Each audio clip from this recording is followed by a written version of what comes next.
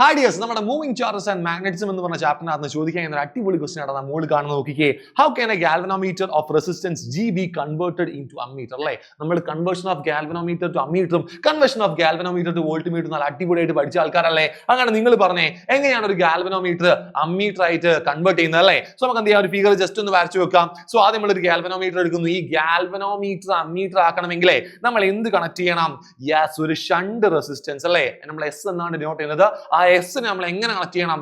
Parallelly connect ചെയ്യണം. അങ്ങനെയാണെങ്കിൽ നമ്മുടെ ഗാൽവനോമീറ്ററിലേക്ക് റിസൾട്ടന്റ് ആയിട്ട് വരുന്ന കറണ്ട് ഐ ആണ്. അങ്ങനെയാണെങ്കിൽ ഗാൽവനോട്ടിന്റെ അകത്തേക്ക് മാത്രം എന്ത് കറണ്ട് പോകും? ഐ ജി പോകും. ബാക്കിയുള്ള current I minus I G എന്ത് ചെയ്യും? നമ്മുടെ ഷണ്ട് റെസിസ്റ്റൻസിനകത്തൂടെ പോകും. അങ്ങനെ നമ്മൾ എന്ത് ചെയ്തിട്ടുണ്ടായിരുന്നു? അന്ന് യെസ്, കിർച്ചോഫിന്റെ വോൾട്ടേജ് റൂൾ ഒക്കെ അപ്ലൈ ചെയ്തിട്ട് നമ്മൾ ഒരു ഇക്വേഷൻ കണ്ടുപിടിച്ചിട്ടുണ്ടായിരുന്നു അല്ലേ. സോ ആദ്യം നമുക്ക് എന്ത് ചെയ്യാം, എങ്ങനെ ഇത് കൺവേർട്ട് ചെയ്യുന്നത് എഴുതി വെക്കണം അല്ലേ. അതൊന്ന് എഴുതി വെച്ചാലോ? യെസ്, എങ്ങനെ എഴുതി വെക്കുക? നമ്മൾ to convert a galvanometer to ammeter connect a low resistance, അതിനെയാണ് നമ്മൾ എന്ത് വിളിക്കുന്നത്?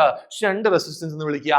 പാരലൽ ടു ഗാൽവനോമീറ്റർ എങ്ങനെ കണക്ട് ചെയ്യണം? പാരലലി കണക്ട് ചെയ്യണം. തൊട്ട് താഴെ നിങ്ങൾ എന്ത് ചെയ്ത് വെക്കുക? ആ ഷണ്ട് റെസിസ്റ്റൻസിന് ഇക്വേഷൻ എഴുതി വെക്കുക. എന്താണ് equation? I G G by എന്താണ്? ഐ മൈനസ് ഐ ജി ആണ്. സിമ്പിൾ അല്ലേ?